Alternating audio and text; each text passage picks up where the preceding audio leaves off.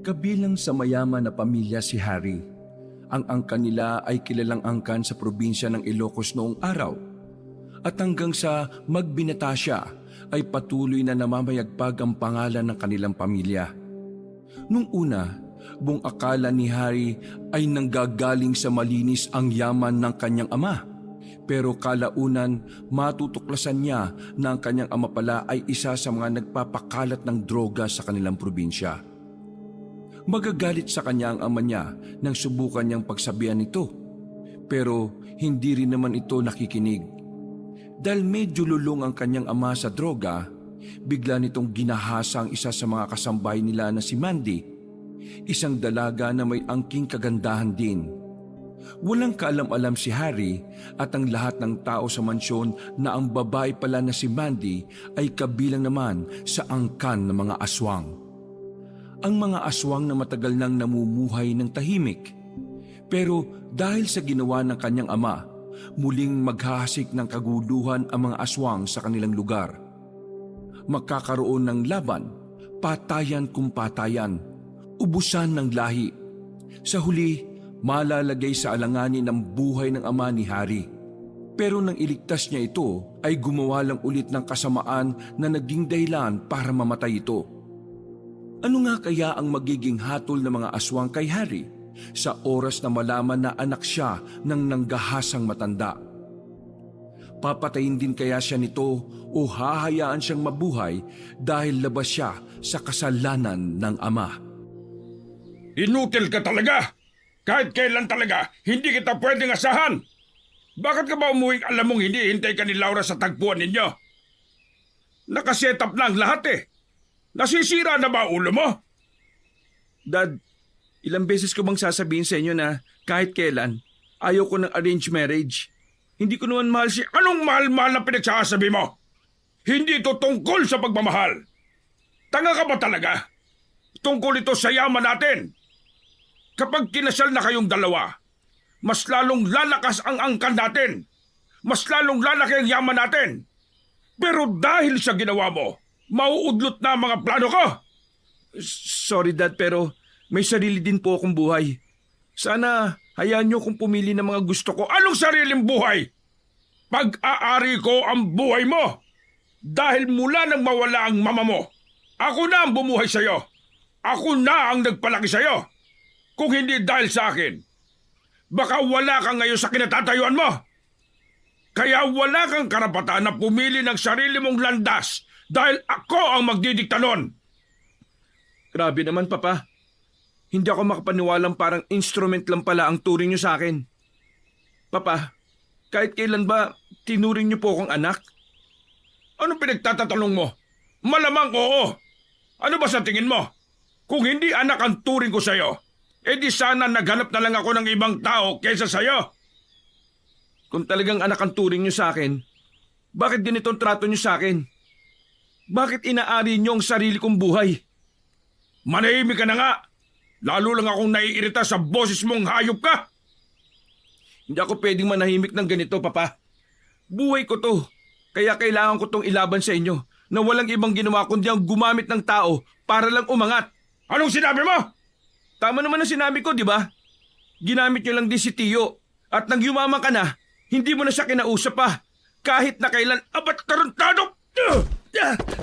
Yan, diyan kayo magaling. Ang manakit. Abat sumasagot ka ba? Ha? Ano ha? Masakit ba ha? Kulang pa yan! Tama na! Tama na, Papa! Naitulak ni Harry ang kanyang ama dahil sa ilang beses na siya nitong pinagsasasapak. Dumugo na rin ang labi niya. Nabasag nga rin ang kanyang salamin. Nagulat naman si Don Marcos sa ginawa niya. Hindi ito makapaniwala na magagawa ng pumalag ni Harry. Sawang-sawa na ako sa pananakit at pangmamaliit niyo sa akin. Kung gusto niyong mas yumaman pa, ikaw ang magpakasal kay Laura at hindi ako. Lumayas ka na ngayon sa pamamahay ko bago pa kitang mapatay, Harry! Sigurado ka ba na palalayasin niyo ako? Sigurado ka ba dyan, Papa? Baka nakakalimutan mo. Sa akin nakapangalan ng mansyon na ito. At kahit na kailan, hindi ako pipirma para lang mailipat sa pangalan mo ang bahay na ito. Hindi ako aalis dito. Hindi ka pipirma? Eh di sige. Pero magmula ngayon, wala ka ng access sa lahat ng yaman na meron ako rito. Sa pera, sa kotse, sa bangko, at sa pagkain dito. Lamunin mo ang mansyon na ito. Tingnan natin kung mabuhay kang siraulo ka. Pagalit na umalis si Don Marcos. Napabuntong hininga na lamang si Harry sa mga sandaling ito. Nang mahimasmasa na siya, ay napaupo na lamang siya sa sofa. Para bang nagsisisi siya sa kanyang mga sinabi. Batid niya kasing magiging miserable talaga ang buhay niya ngayong wala na siyang access sa lahat. Dinukot na lamang niya ang kanyang cellphone na tinawagan ng binatang si Lyndon, ang kanyang kaibigan na kasakasama niya palagi sa hirap at sa ginawa. Ka-business partner niya rin ito sa Maynila, pero nang malugi ang kanilang negosyo, bumalik na lang sila ulit sa Ilocos. Bakit hindi naman to sumasagot? Kinuha na lamang ng binata ang kanyang jacket at tumalis siya sa mansyon. Tumungo siya sa bahay ng kanyang kaibigan na hindi rin naman kalayuan. Nang dumating siya roon, naabutan niya ang binata na naggigitara pa sa bakuran. Napatigil yun nang makita siya roon. Oh, anong oras na? Bakit nandito yung rich kid kong kaibigan, ha? Hindi na ako rich kid ngayon, bro. Ha? Bakit naman? Hulaan ko. Nag-away kayo ng papa mo, no? Galing mo manghula, ah. Sa mukha mo pa lang. Kita ko nang parang magiging palaboy ka na sa susunod na mga araw, eh. Anong balak mo ngayon? Ewan ko, di ko nga rin alam eh. Wala na akong access sa mga yaman niya. Kahit pagkain, wala na rin. Kaya hindi ko na alam. Gusto mo, dito ka muna sa bahay, eh. Wala naman akong ibang kasama rito. At up and down din naman to. Ha? Sigurado ka? Huwag ka na ngang magpanggap. Alam ko naman na kaya ka pumunta rito kasi kailangan mo ng tulong ko, eh. Ikaw talaga, oh. The best ka talaga, bro. Nako, pumasok ka na nga muna. Tara na sa loob. Pinagtimplan ni Lindo ng kape si Harry. Kung makahiga naman ang lalaking si Harry sa sofa, ay para bang bahay niya yon. Ganun kasi talaga ang pagiging malapit nila sa isa't isa. Kung hindi nga lang nalugi ang negosyo nila sa Maynila, baka mas magkaroon pa sila ng oras para magkasama lagi. Sa totoo lang, may problema din ako, pre. Oh, anong problema na naman yan? Pambihira naman to, nakikisabay ka pa eh. Nakikisabay? Baliw ka ba? Alam ko bang magkakaproblema ang pamilya namin? Ano nga kasi yun? Naalala mo yung chewin ko sa Mindanao? Yung nag-sponsor sa akin para makipag-partnership sa'yo. Oo. Si Tio Hito.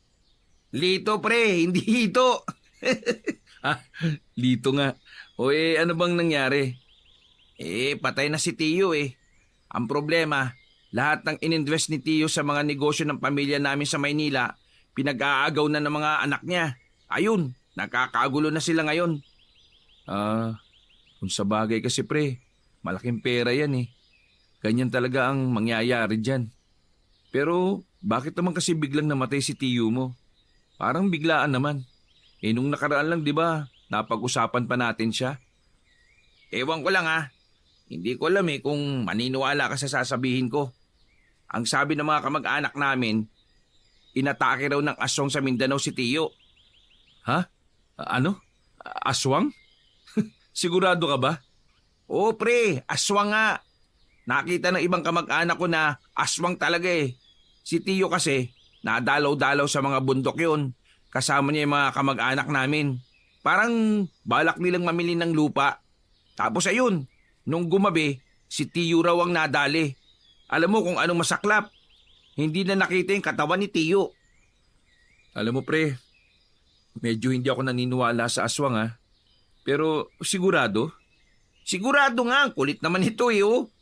Kung ayaw mong maniwala, tingnan mo yung mga social media account ng mga kamag-anak ko. Makikita mo ron na iisa lang sila ng sinisisi sa nangyari. Aswang. Aswang? Ngayon na ako nakarinig niyan pre, pero kung sakali mang totoo, wala kayong habol dun. Kasi hindi naman naniniwala ang mga pulis kapag nagrereklamo kayo na aswang yung pumatay dun eh. Yun nga rin ang iniisip namin. Diyos ko, patong-patong na to. Pati ba naman mga anak niya, hindi rin magkasundo eh. Kaya eto, Pati pamilya namin damay. Nako, pasensya na ha. May sarili ka rin palang problema pre, tapos nandito pa ako. Ano ka ba? Wala yun.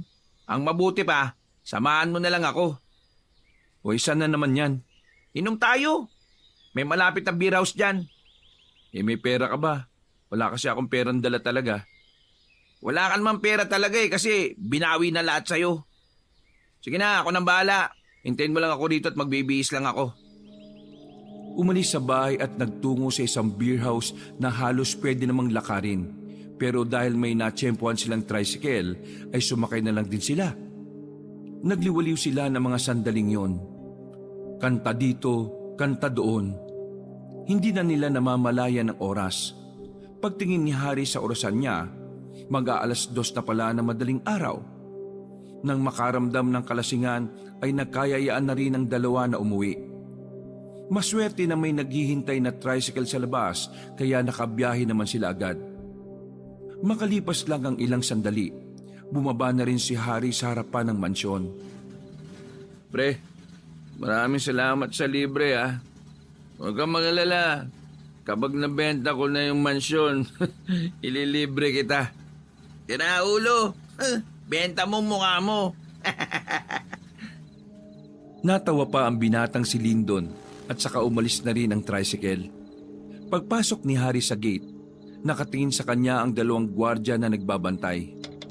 Oh, bakit? Hindi niyo ba ako papapasukin? Bahay ko to ah.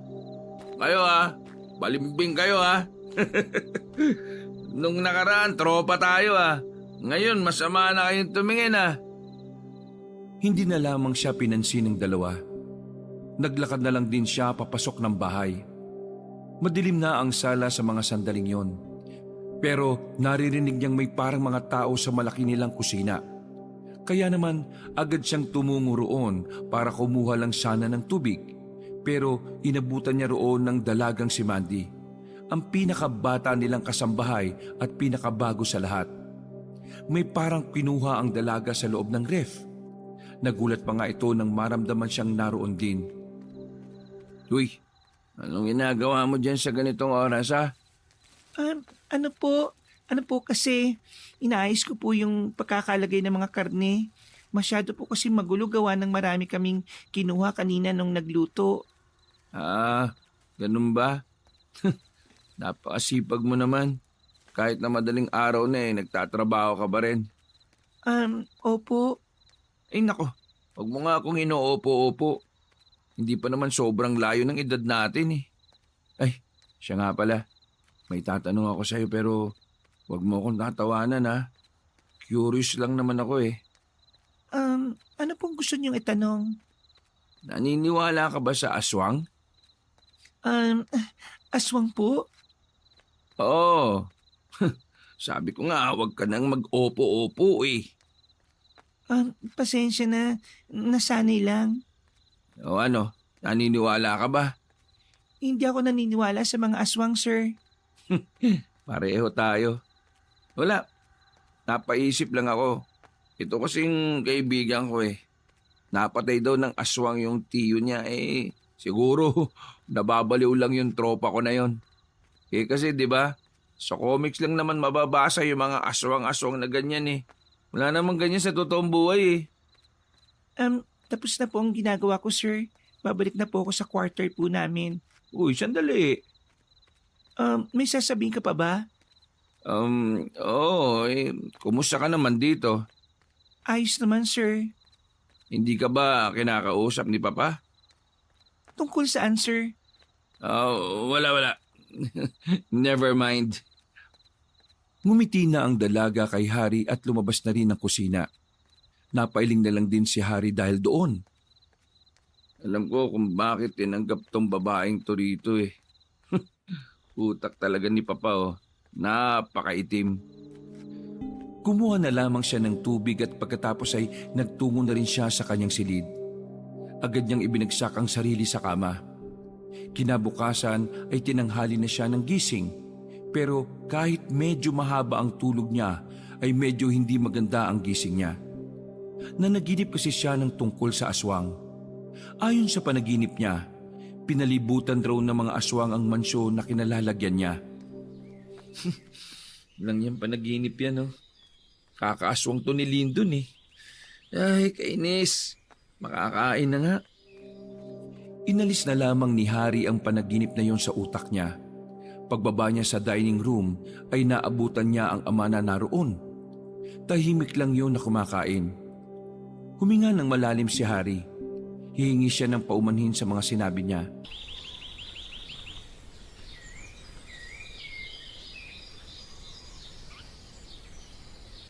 About kagabi.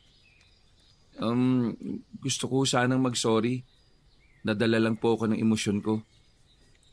Tumigil sa pagmuya ang matanda. Tumingin yun sa kanya ng seryoso. Hindi ko gusto yung mga pinagsasasabi mo sa akin kagabi. Pero dahil humingi ka naman ng tawad, sige.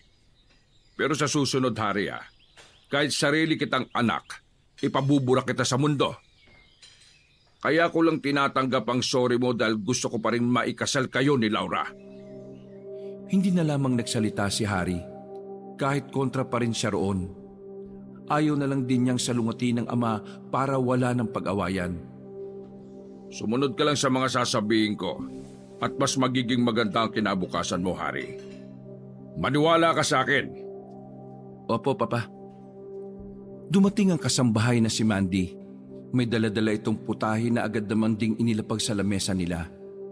Napansin ni Harry na kakaiba ang tingin ni Don Marcos sa dalaga. Sige na, Mandy. Bumalik ka na ron at kakain na kami. Hindi ako komportable na may ibang tao rito sa dining room eh. Tumango lang ang dalaga. Sinadya ni Harry yon para iligtas si Mandy sa kung ano na namang kamanyakan ang maaring gawin ni Don Marcos. Kilala kasi ni Harry ang ama niya. Bata pa lang siya ay alam na niyang may pagkamahilig ang Don. Ilang kasambahay na magaganda na rin ang umalis dahil sa kamanyakan na matanda. Mabilis na lumipas sa mga sandali. Nautusan na naman si Harry na pumunta sa isang liblib na lugar para magdala ng kahon-kahon ng negosyo ng kanyang ama. Matagal na niyang ginagawa ang bagay na yon. Nagdi-deliver siya ng mga kahon-kahon na hindi naman niya alam kung ano ang laman. Maigpit kasi siyang pinagbabawalan ni Don Marcos na kahit na anong mangyari ay wag na wag bubuksan ang kahon. Para hindi magalit si Don Marcos ay sinunod na lamang niya yun. Pambira naman. Matutulog sana ako eh. Nasa loob sila ng sasakyan ngayon. Isinama kasi ni Harry ang kanyang kaibigan para may katulong siyang magbaba ng mga kahon. Nandito ka na nga, umaangal ka pa. Huwag ka mag-alala. Bibigyan naman kita kapag natanggap na natin ang bayad. Eh bakit ba kasi ang yaman-yaman ninyo, no? Tapos ayaw nyo kumuha ng tao para mag-deliver nito. Walang tiwala si Papa sa ibang tao eh. Sa akin lang nagtitiwala si Papa at sa iba ko pang mga pinsan. Kaya nga kami-kami lang ang nagdi-deliver nito eh. Eh ano ba kasing laman nito? Bakit bawal buksan? Huwag mong buksan yan ha. Bawal kang alamin kung ano eh. Mapapagalitan na naman ako nito eh. Kung sa bagay, kababalik nga lang pala ng access mo sa lahat ng yaman, no? Makalipas lang ang halos 1 oras nilang biyahe ay narating na rin nila ang address na ibinigay ni Don Marcos kay Harry. Bumuntong hininga si Harry nung mga sandaling yon. Oh, lalim niya na. May problema ka ba? Mukha kang kabado ah. Ha? Oh, wala naman. Medyo hindi lang ako komportable sa lugar eh. Sobrang liblib. Tapos, wala pang ibang tao rito. Eh bakit ka naman kasi matatakot dito, Aber? Eh hindi ka naman di ba naniniwala sa mga aswang? Hindi naman yun ang iniisip ko eh. Tara na nga. Binuksan na nila ang compartment at kinuha na ang 6 na malalaking kahon na naroon. Tanaw na nila ang bahay na pagdadalhan nila. Sa lugar na yun ay yun lamang ang nag-iisang bahay na nakatirik doon. Wala ring supply ng kuryente. Tanging mga gasera lamang ang nakikita nila sa loob ng bahay. Sigurado ka ba talaga dito yun? Tingnan mo, parang wala namang kakayahan na umorder ng ganito karaming kahon yung nakatira dyan eh. Ikaw talaga napaka-judgmental mo. Porke ganyan ang bahay, iniisip mo na kaagad na walang pera? Hindi naman sa ganon. Ang mabuti pa, simulan na natin ang pagbubuhat para makaalis na rin tayo. Isa-isa na nilang binuhat ang mga kahon palapit sa tapat ng bakuran ng bahay. Maya-maya lang ay tinawag na rin nila ang lalaking nagngangalang Topper. Lumabas naman yun kaagad. Matangkad na lalaki, may kalakihan ng katawan at higit sa lahat, marami itong tattoo sa katawan. Unang tingin pa lang nila sa lalaki ay mukhang basagulero ito. Magandang gabi po sa inyo. Topper, ako po yung anak ni Don Marcos. Ako po yung nautusang magdala nito sa inyo. Tumingin lang sa kanila ang barumbadong lalaki. May kinuha itong sobre at saka inihagis lang sa harapan nila. Hindi yun nagustuhan ni Harry kaya si Lindo nang pinadampot niya. Maayos mo rin naman sanang binigay yung bayad. Masama ang tingin sa kanila ng lalaki. Mga ilang sandali lang ay may kinuha itong baril mula sa likuran. Hindi naman sila nito tinutukan, pero isang sinyalis na yon na hindi nila dapat banggain ang lalaki. Ay, wag na wag po ganyan, sir. Itong kaibigan ko kasi bugnutin eh. Pinagli kasi ito sa sama ng loob. Kaya pasensya na po sa kadaldalan niya. Ha? Natameme lang din si Harry sa mga pagkakataong yon. Natakot siya sa baril ng lalaki. Kung makikipagtalastasan pa siya, baka yun na rin ang huling sandali niya sa mundo. Nang makabalik na sila sa sasakyan, ay nakahinga sila ng maluwag. Ikaw kasi, papalag ka ba kung binaril ka nun? Sira ulo eh. Nakita mo naman di ba? Walang modo. Hayaan mo na sana. Itsura pa lang pumapatay na ng tao yun. Tapos maggaganong ka pa. Buti hindi ka binaril eh. Makalipas ang ilang araw, mas lalong dumami ang pera ng Don na si Marcos. Kapansin-pansin para kay Harry ang pagiging galante ng kanyang ama. Hindi naman kasi ito ganito noon. Napakakuripot nito sa lahat kahit na maraming pera. Sa isip-isip ng binata, baka hindi na normal ang pagiging marami ng yaman ng kanyang ama. Kaya ganun na lamang ito mamigay ng pera sa mga nasa mansyon. Kahit nga si Lindon ay naaambunan din. Grabe ang papa mo, no? May sakit ba tatay mo? Bakit parang ang bait-bait mamigay ngayon? Hindi ko alam dyan. First time niya itong ginawa eh. Baka mas lalo lang talaga lumago yung negosyo nyo. Masama kutob ko eh. Kaya ikaw huwag mong gastusin ang pera na yan. Ha? Bakit? Binigay sa akin to Anong gusto mong gawin ko rito? Pumunta sa Maynila tapos i-display ko to sa National Museum? Dami mo naman sinasabi. Ang gusto ko lang ipunto, hindi mo naman alam kung saan ba talaga galing ang perang yan. Sinasabi mo bang may ginagawang iligal ang papa mo? Huwag ka nalang maingay. Pero oo, napapansin ko rin nung nakaraan na parang wala sa sarili si papa eh. Namumula ang mga mata, tapos parang hindi ko gaanong nakikitang natutulog. Napaayos ng upo si Lindon. Nasa loob sila ng bahay ng binata ngayon habang nagpapaantok. Gagi pre, nag-a-addict ba papa mo? Ayaw ko nga sanang isipin pero parang ganyan din ang hinala ko eh. Tingin mo kaya? Ano pa ba iba niyang ginagawa? Mga hindi niya ginagawa dati na ginagawa na niya ngayon. Kapag nakikita ko siya sa balkonahe, kung ano-ano lang ang kinakalikot eh. Yung relo niya, maayos naman, sinira niya. Tapos kanina, inaayos niya. Nakko, mga sinyalis nga yan pre. Ano sa tingin mo pwede kong gawin? Tiyempuan mo na lang na walang karga yung tatay mo. Kasi kung sabog yan, hindi kanya maintindihan kahit lumuha ka pa ng dugo. Napapiling na lamang si Harry.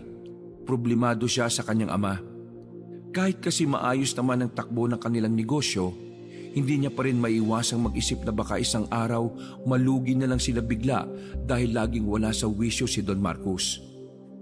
Kinaumagahan, umuwi na siya ng mansyon. Sa pathway palang papasok, nakita na niya agad ang matanda sa balkonahe na meron na namang kinakalikot. Sumakto naman na nasa sala ang driver ni Don Marcos na si Omar. Halos kasing idara niya lang ito at bago pa lang din sa trabaho. Omar, halika nga rito. Bakit po, sir? Sumunod ka sa akin sa guest room Naunang naglakad si Harry at nagtataka namang sinundan siya ng lalaking si Omar. Pagpasok nila ay hindi na nagpaligoy-ligoy ang binata. Tinanong na niya agad ang driver. Nag-addict pa si Papa?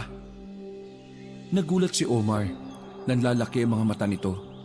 Tila gusto nitong iwasan ang tanong na yon pero patuloy lang na nagsalita si Harry.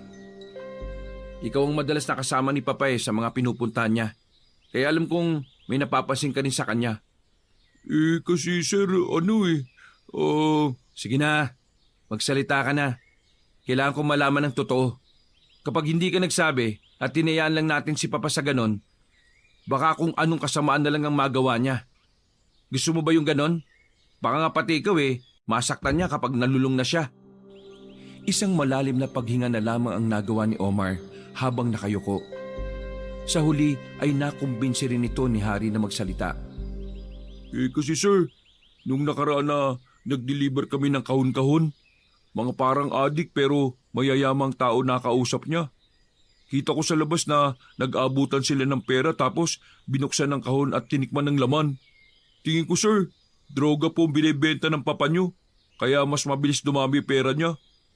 Nakita niyo po ba si Don Marcos ngayon? Hindi na naman po siya mapakali. Sinubukan ko po siyang kausapin kanina pero galit na galit lang siya sa akin. Napapalo ng mahina si Harry sa lamesa. Dismayado at kabado siya sa nakumpirma niya. Pwede mo ba akong tulungan? Tulungan po saan sir? Timbrihan mo lang ako kung kailan walang batak si Papa. Kailangan ko siyang makausap na matino Naku, mas mainit po ang ulo niya kapag wala po siyang karga sir. Baka mamaya Wala akong pakialam. Basta sabihan mo ko. Kahit ano pa man ang mangyari, kailangan natin siyang mailihis sa ginagawa niya. Naintindihan mo ba ako, Omar? Opo sir, yes sir. Dumating ang pananghalian. Makaharap na silang dalawa ng kanyang ama sa dining area. Kahit nasa hapagkainan na sila, hawak-hawak pa rin ni Don Marcos ang isang panibago na naman itong relo na matapos sirain ay inaayos na naman. Nagbabaka sakali na si Harry na kausapin ng kanyang ama, tutal makaharap na rin naman silang dalawa. Papa? Ayos ka lang ba? Pero hindi tumugo na matandang lalaki. Nakatuon lang ang atensyon nito sa relo, kaya inulit ni Harry ang kanyang tanong. Papa, ayos ka lang ba? Kanina ka pa dyan Nasa pagkainan tayo Ano bang pakialam mong siraulo ka? Marunong ka bang mag-ayos nito? Hindi, di ba? Ako lang ang makakagawa nito. Kaya wala kang karapatan na husgahan ako. Ano ba pinagsasabi ninyo? Hindi naman kita inuhusgahan Gusto ko lang na kumain ka na. Kunwari ka ba? Iniisip mong hindi ako marunong nitong pag-ayos ng relo? Kaya tumatawa ka? Nakikita ko sa mga mata mo Gusto mo akong tawanan. Hindi ka pwedeng magkaila sa akin, Harry. Kilala kita. Papa, ano bang nangyayari sa inyo? Bakit ba kayo nagkakaganyan? Nanlilisik na ang mga mata ni Don Marcos. Tatayo na sana ito para lapitan ng anak, pero biglang pumasok ng dining room si Mandy, ang pinakamaganda nilang kasambahay. May dala-dala itong isa pang putahe. Nang makita ito na matanda, ay agad na nag-iba ang mood nito. Ngumiti si Don Marcos habang nakatingin kay Mandy. Maraming salamat, Mandy. Sige na, makakalabas ka na. Sandali! Nagtatakang humarap muli si Mandy. Pagtingin pa lang ng dalaga kay Don Marcos ay tila nakaramdam na agad ito ng kaba. Lumapit ka, Iha. Sinunod ng dalaga ang sinabi ni Don Marcos. Mga ilang sandali lang, naramdaman na lang ni Mandy ang paghawak ni Don Marcos sa kanyang bewang hanggang sa bumaba na yon sa kanyang puwitan. Kinabahan si Mandy. Ganon din naman si Harry na sa mga sandaling yon ay wala ring nagawa. Agad na rin kasing lumabas ng silid na yon ang dalaga, namumula sa takot. Pagkatapos nilang kumain, hinanap agad ni Harry ang dalaga. Buti na lang ay nakita niya itong mag-isa sa quarter ng mga kasambahay. Eto pera umalis ka na rito. Kailangan pagbalik ko, wala ka na rito Naintindihan mo ba ako? Ano po bang nangyayari, sir? Tungkol po ba ito kay Don Marcos? Baka kung anong gawin niya sa'yo Bago pa mangyari yon, umalis ka na. Paano po ako aalis, sir? Hindi po ako makakalabas, may nagbabantay po Napakamot na lang uli sa ulo si Harry. Patid niyang sobrang higpit ng mga gwardya pagdating sa mga kasambahay na gustong lumabas. O sige, dito ka na lang muna at wag kang lalabas ha. Kakausapin ko lang muna ang kaibigan ko. Iaalis ka namin dito. Tumango-tango lang ang babaeng si Mandy.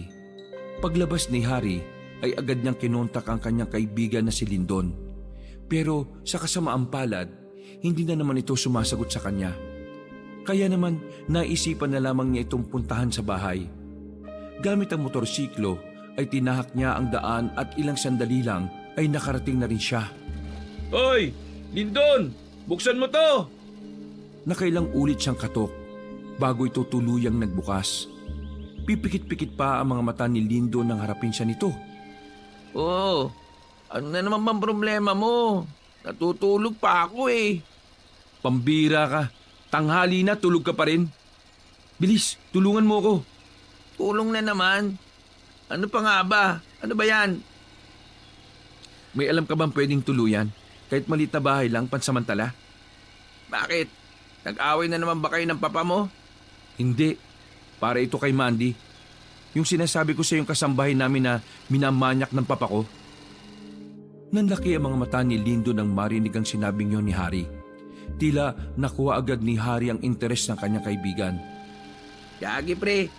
Sige, may alam akong pwedeng tuluyan. May kakilala akong may apartment sa bayan. Bakit? Itatakas mo ba siya? Oo, bago pa siya magawa ng hindi maganda ng tatay ko.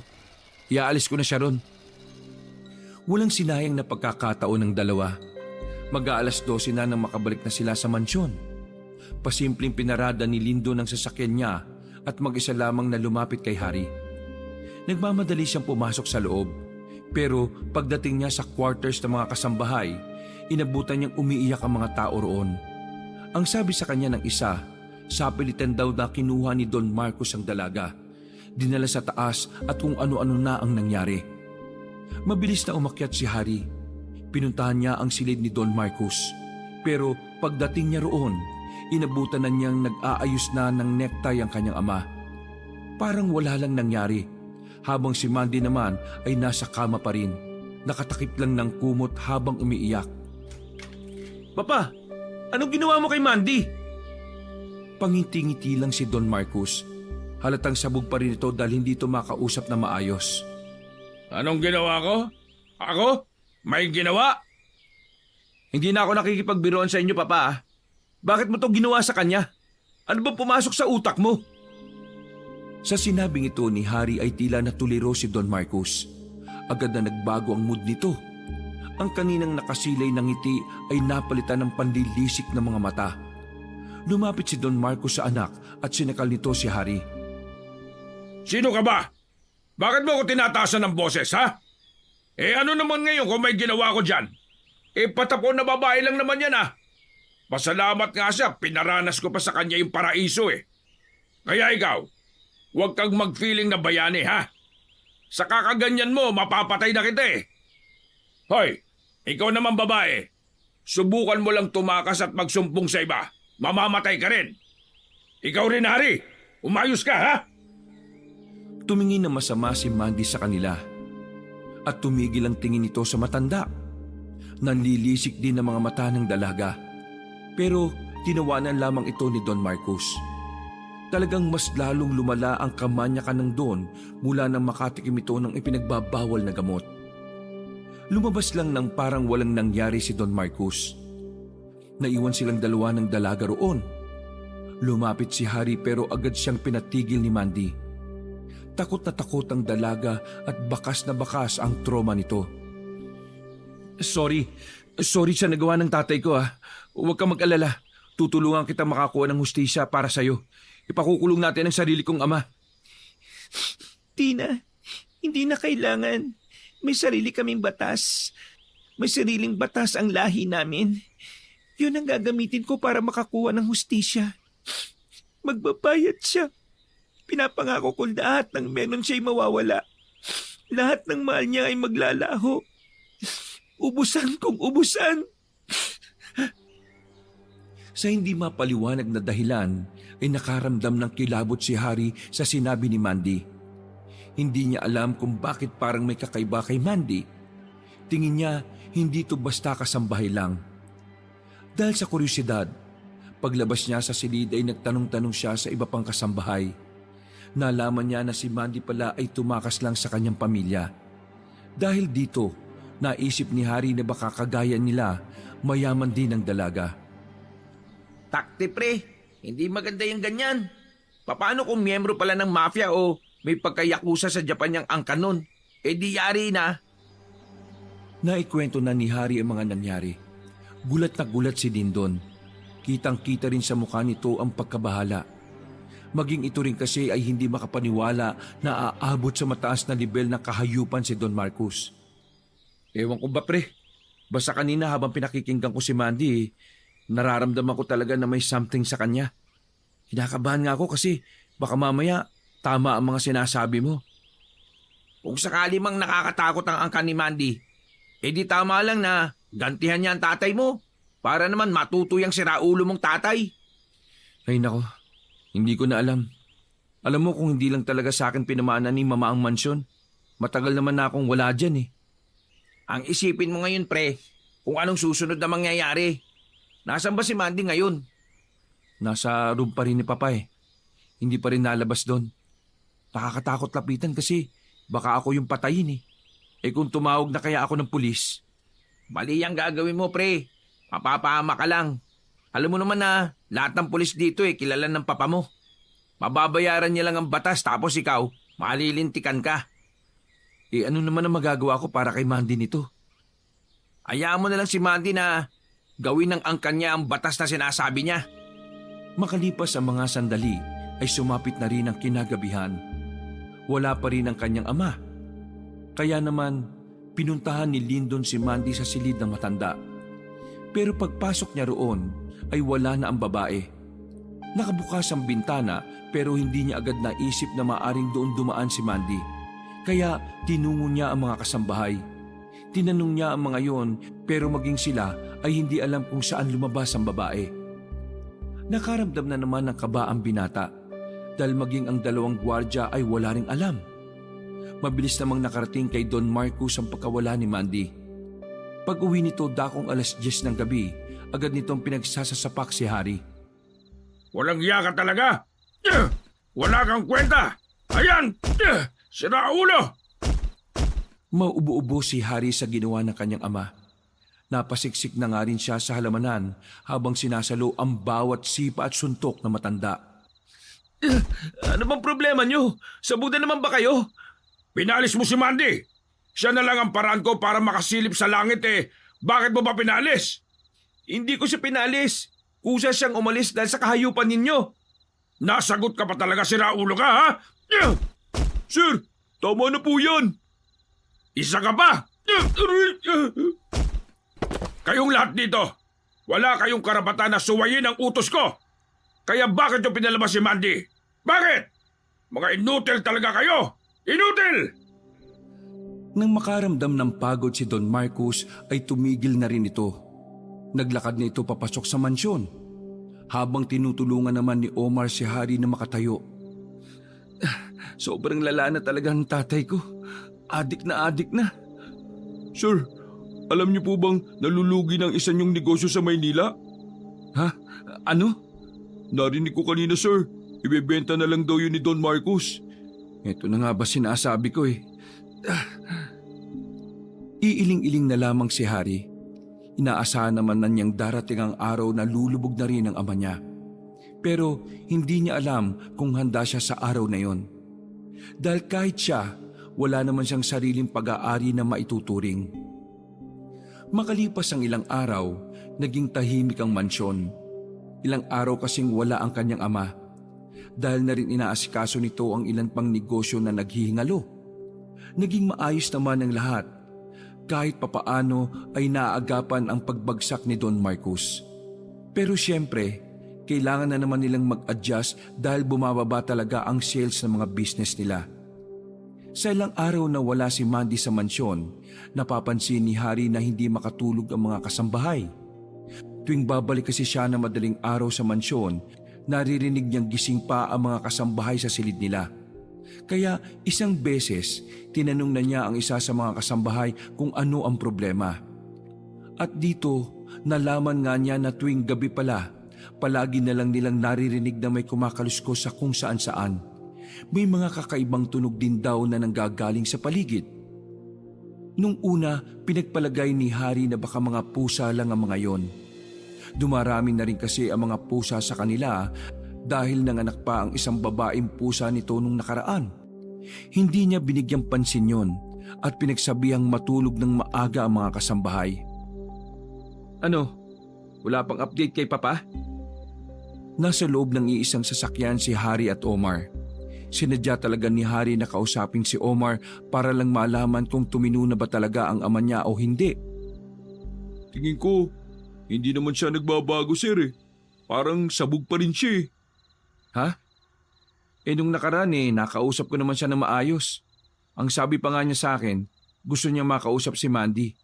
Gusto niyang humingi ng sorry at babayaran niya raw yung pamilya niya para hindi na magkaso. Talaga, sir? Nakapag-isip na siya na matino? Kasi nitong nakaraan lang habang nasa biyahe kami, narinig kong may kausap siya sa cellphone niya. Nagpapahanap siya ng albularyo kasi may gumugulo daw kasi sa panaginip niya. Inaaswang daw siya sa panaginip. Nagsalubong ang kilay ni Hari. Kahit na alam niyang noon pa man ay naniniwala ng ama niya sa mga aswang at iba pang nilalang. Hindi niya kailanman naisip na lalapit ang kanyang ama sa isang albularyo dahil lang sa panaginip. Ha? Sigurado ka? Yes, sir. Narinig ko pa nga na mamayang gabi ang dating ng albularyo sa mansyon eh. Aswang na naman? Bakit, sir? May alam po ba kayo sa mga aswang? Ha? Wala. Ikaw? Sir, laking kapis po ako eh. Marami po niya sa amin nung araw. Nung bata pa po kasi ako, talagang talamak. May mga aswang pa nga pong papasukin ka na lang sa bahay kapag gusto nilang kumain eh. Totoo po yun. Hindi po to gawa-gawa lang. Basta sir, totoo mga aswang. Kaso nga lang ngayon, parang hindi na sila nagpaparamdam eh. Pwedeng wala na talaga ang lahi nila o baka nananahimik lang sila. Sabi kasi ng iba sa amin, may mga aswang din daw pong gustong mamuhay ng gaya ng mga tao. Alam mo, hindi talaga ako naniniwala sa mga aswang eh.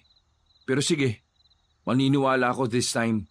Wala naman pong masama kung maniniwala sir, di ba? Mas maganda nang may pinaniniwalaan ka kasi kaysa naman wala. Tapos kapag nandyan na, hindi natin alam ang gagawin natin. Ayon nga sa kasabihan, ligtas ang may alam. Napangisi na lamang si Hari. Kahit na papaano ay natuwa siya kay Omar. Dahil medyo may sense din naman itong kausap. Matapos ang lahat ng pinapaasikaso sa kanya ng ama, dakong 7:00 ng gabi ay nakabalik na rin siya sa mansyon. Pagpasok pa lamang niya sa sala, nakita niyang naroon ang isang matandang lalaki na may panyo pa sa ulo. May hawak na tungkod at may mga borloloy sa katawan. Sino kayo? Tumayo ang matanda at tumingin sa kanya ng seryoso. Ako si Darius. Ako ang albularyo na pinapunta ng papa mo para alamin kung anong ibig sabihin ng kanyang panaginip.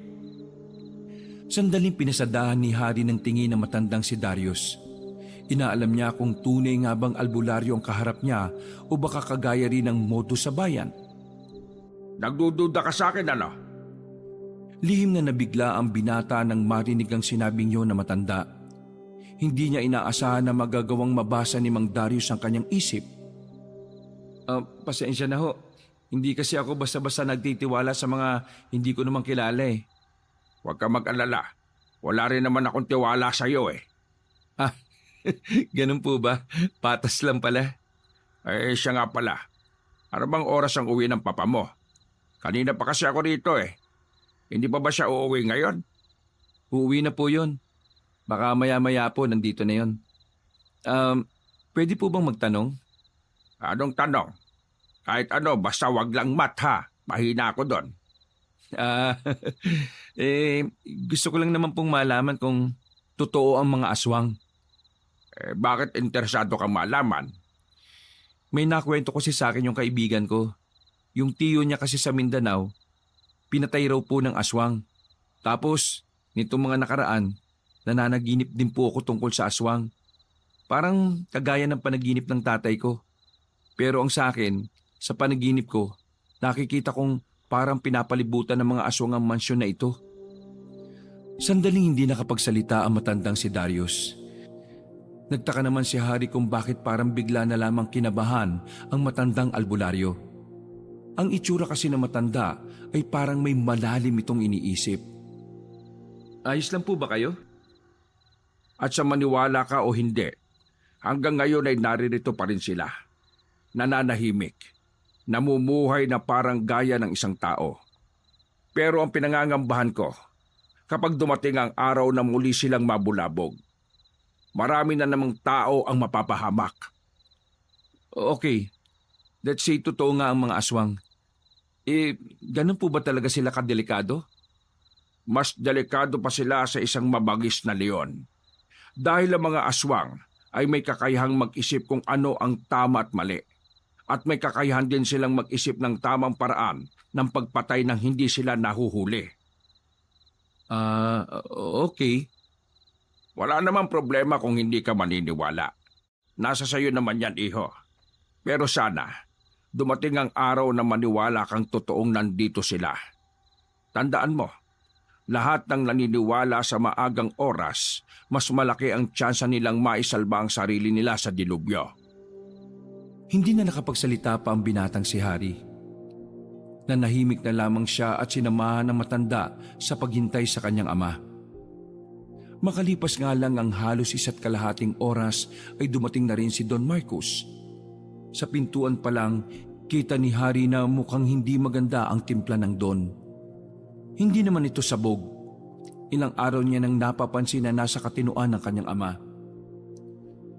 Ikaw na ba yung albularyo na nirekomenda ng isa sa mga kaibigan ko?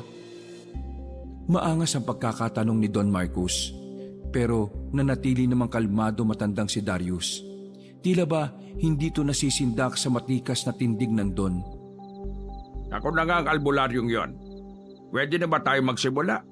Halos 3 oras kasi ako naghintay sa iyo rito eh. Bakit? Nagmamadali ka ba? Naramdaman ni Harry na baka may kung anong mangyaring hindi maganda kaya sumingit na siya sa kanilang usapan. Papa, kanina pa po si Mang Darius dito. Kaya kung wala ka nang aasikasuhin, gawin niyo na ang dapat niyong gawin para makauwi na rin siya. Sa puntong ito, himala na nakinig sa kanya si Don Marcos.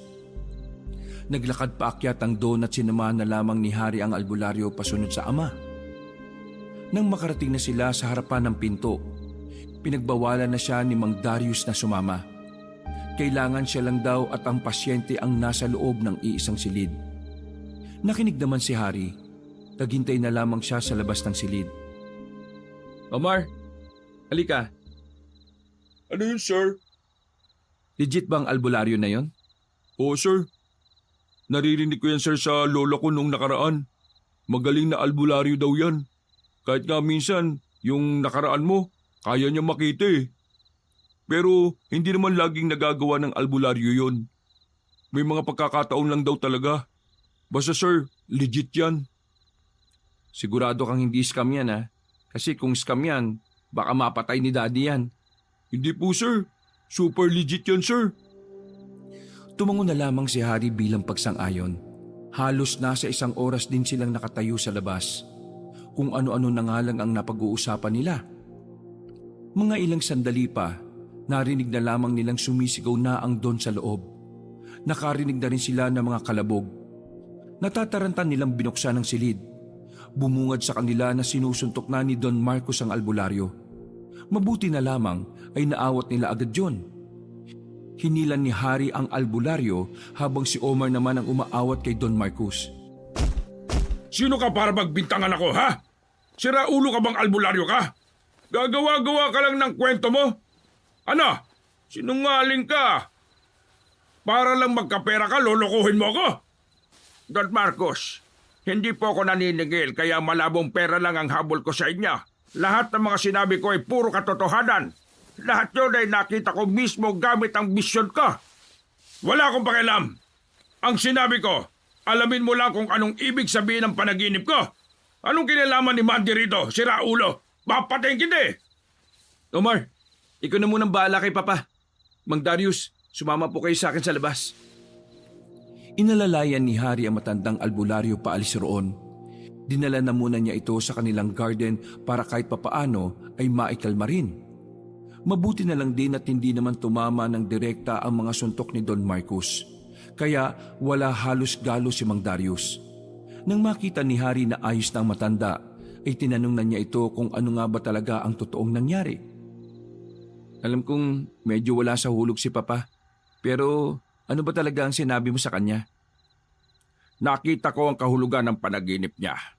Kagaya rin ng sayo, hinahabol siya ng mga aswang, pinalibutan at pinatay. Ang ibig sabihin nun, meron siyang kasalanan sa mga aswang. Kasalanan? Wait, sa pagkakaalam ko, lahat ng ginagago ni Papa hindi naman mga aswang Ang babaeng si Mandy, ang dati niyong kasambahay, nasa na siya ngayon? Hindi niyo ba alam na ang babaeng yon ay isang aswang? Otomatikong kumunot ang noo ng binatang si Hari. Gusto niyang matawa sa sinasabi ni Mang Darius. Dahil wala naman siyang napansin na katangian ng aswang kay Mandy. Sa katunayan, hindi rin naman takot sa bawang ang dalaga. Papaano magiging aswang si Mandy normal na tao yun. Hindi naman namin nahalata kung ano man ang meron sa kanya o kung aswang siya. Ang iniisip ko lang, baka mafia o yakuza sa Japan ang angkan niya. Since mukha naman siyang Haponesa. Wala talaga kayong mararamdaman dahil ang babaeng si Mandy ay hindi pagganap na aswang. Hindi niya pa kasi tinatanggap ang kapalaran niya. Pero aswang ang dugo niya, iho. Aswang ang ginahasa ng iyong ama. At yun ang pinakamalaki niyang kasalanan sa mga aswang na maaaring maglagay sa inyo sa kapahamakan. Sa hindi malamang dahilan, nagtindigan ng mga balahibo ni Hari. Hindi niya inaasahan na magkakaroon ng kakaibang impact ang sinasabi ni Mang Darius. Buong akala niya, mananatiling wala siyang pakialam kapag aswang na ang usapan. Pero nagkakamali siya dahil habang tumatagal, unti-unting nilalamon ng usaping aswang ang utak niya. Hanggat maaga pa, humingi siya ng tawad kay Mandy. Sa oras na malaman ng buong ang kanya ang nangyari, hindi sila magdadalawang isip na bumalik rito at maghigante. Tumayo na ang matanda. Huminga ito ng malalim bago ang huli nitong paalala. Ito ang tatandaan mo, iho. Sa oras na mangyari ang sinasabi ko, huwag kang makikisali. Lahat ng taong sangkot, hindi nila palalagpasin. Bata man o matanda. Kung sakaling kailangan nyo ng tulong, puntahan mo lamang ako kung saan ako sinundo ng driver ninyo. Naroon lang ako. Lumabas na rin ng bahay ang matandang si Darius. Nagbuntong hininga na lamang ang binata. Bumigat ang pakiramdam niya dahil sa mga nangyayari. Nang umakyat na siya sa taas, naabutan niya si Omar na nasa tapat na lang ng silid ng kanyang ama. Kumakamot sa ulo at halatang stress na rin. Sorry sir, pinagsasasapak din ako kaya lumabas na lang din ako. Anong ginagawa niya sa loob? Alam niyo na sir, kung ano, hihit-hit na naman. Hindi na lamang inabala pa ni Hari ang kanyang ama. Alam niya kasing mas lalo lang magwawala si Don Marcos kapag kinulit pa nila. Dumaan ng ilang araw, balik na naman sa dating nakasanayan si Don Marcos. Lagi na namang namumula ang mga mata nito. At mas maraming kahon na naman ang dumarating sa mansyon. Hindi na yun ipinakakatiwala kay Omar at Hari. May mga dumating na rin kasing mas maraming tauhan, kaya tuloy laging matao sa mansyon at kahit sa labas.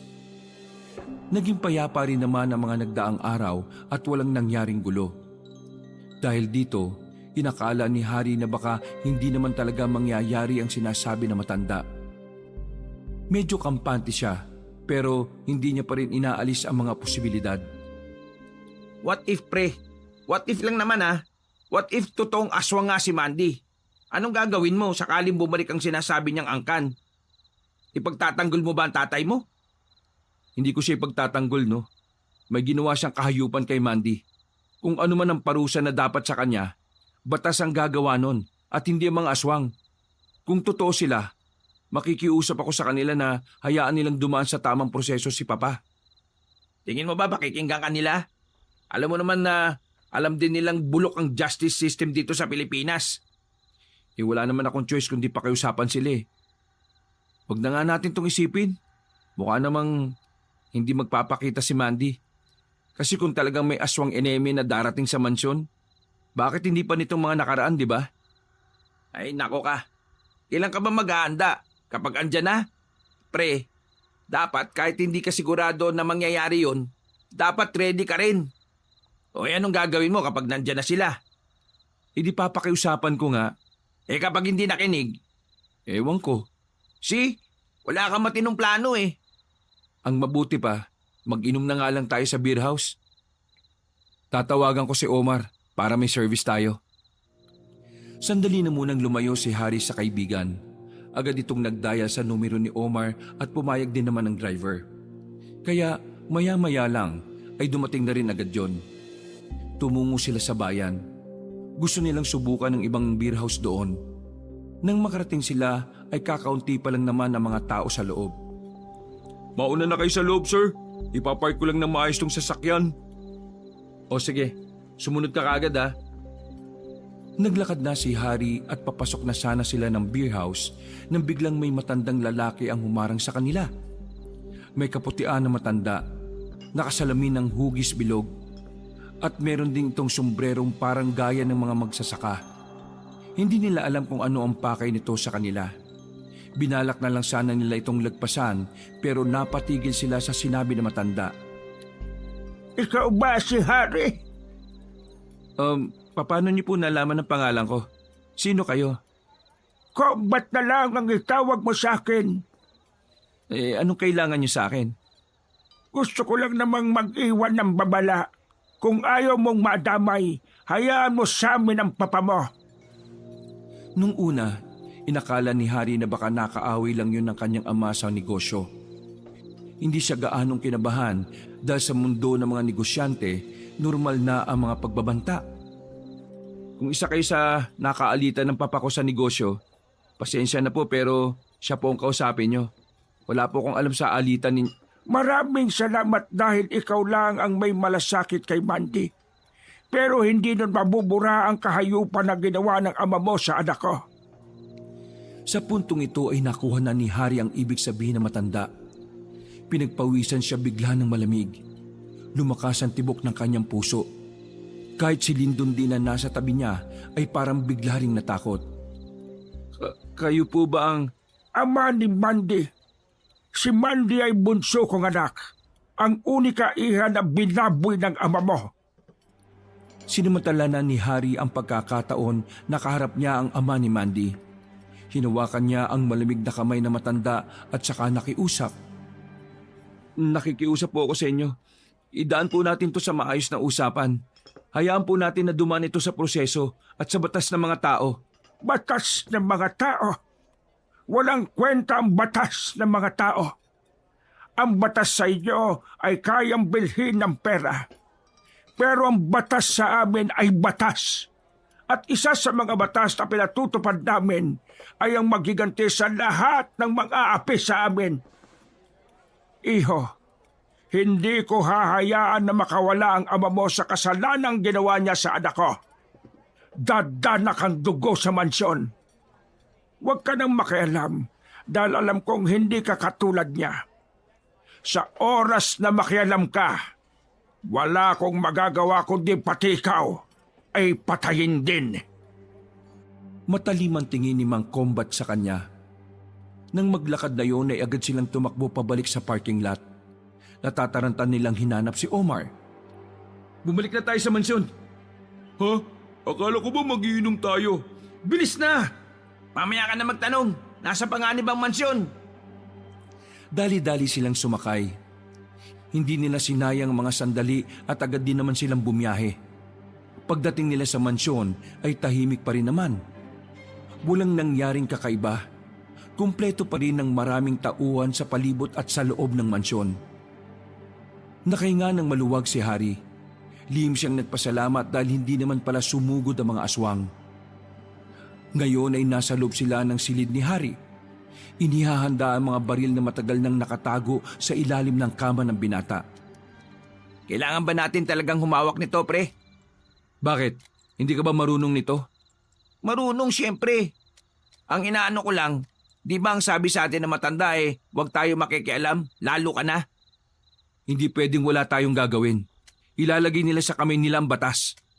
Kahit na sabihin mong may kasalanan si Papa, hindi sila dapat na humatol sa kanya. Hindi mo kasi naiintindihan eh. Wala na nga silang pakialam sa batas na sinasabi mo kasi may sarili silang batas. Mga aswang yun, pre. Mga aswang. Nakukuha kong puto mo, Sir Lyndon. Pero paano mga taong madadamay? Madadamay lang naman sila kapag nakialam sila eh. Kagaya natin. Hindi. Hindi ko hahayaang ilagay nila sa kamay nila ang batas. Bakit ba kasi ayaw mo nalang mamatay ang tatay mo? Eh di ba, wala rin naman siyang pakialam sa'yo.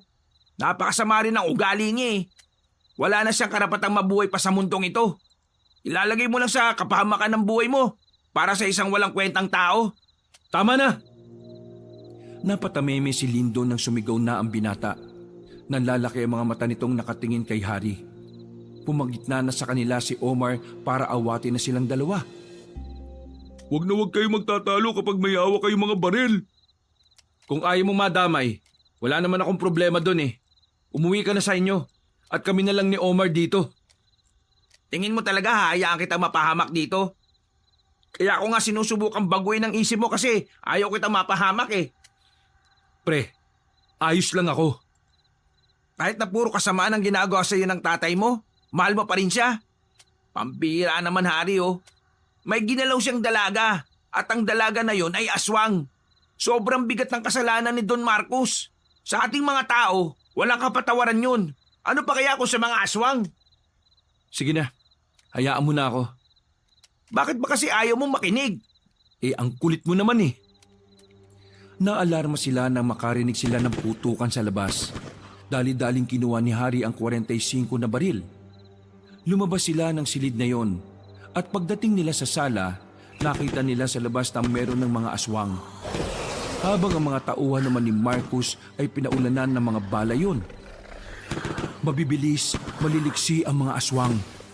Parang kinakaya nilang ilaga ng mga bala sa sobrang bilis nilang umilag. Daanan na muna natin ang mga maid. Sabihan natin silang huwag lalabas. At pagkatapos, puntahan natin si Papa sa taas. Inabisuhan nila ang mga kasambahay. Ikinandado na rin ng mga yon ang pinto sa loob. Sinunod naman nilang puntahan si Don Marcos. Inabutan nila yung pinapaibabawa na ng isang aswang na kulay itim ang buong katawan. Hindi nagdalawang isip si Harry na barilin ng aswang na yon. At dahil asintado rin naman si Harry, ay tinamaan niya agad yon sa ulo. Bumulagta ang aswang kaya nakabangon na rin si Don Marcos. Mura ito ng mura at pinagsisipapan niya ang aswang na wala ng buhay. Buwisit! Buwisit! Ang kapal ng mukha mong dampian ako ng marurumi mong kamay! Pwe! Papa, lumulusob na ang mga aswang. Mga ano? Mga aswang, nasa labas. Nakakaputukan na. Hayaan mo sila. Inaantok na ako. Biglang nilapitan ni Harry ang kanyang ama at tinuwakan ito sa magkabilang balikat. Sa pagbabakasakaling tumino ang matanda ay inalog-alog niya ito. Papa naman, nasa labas ang mga aswang na ginawan mo ng kasalanan. Ang mga aswang na yon, ang lahi ni Mandy. Naintindihan mo ba ako, ha? Si Mandy, yung pinagsamantalahan mo. Isa siyang aswang at ngayon nandito na ang buong angkan niya para patayin ka. Papatayin ako? Tama! Tama! Patayin nila ako! Ituro mo sa akin kung saan yung sinasabi mong underground dati. Doon lang ang tamang daan para makaligtas ka. Sasama kayo sa akin.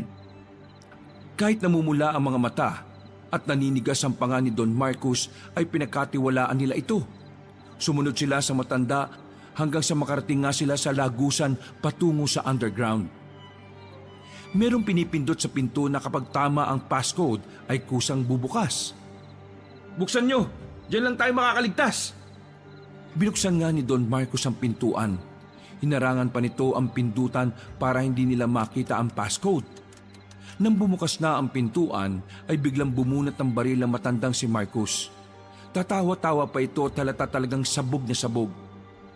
Anong ibig sabihin nito, Papa? Akala mo ba porke niligtas mo ako isasama kita rito? Bulok ba utak mo? Bahala ka dyan mamatay kasama ang dalawang yan. Lapain kayo ng aswang!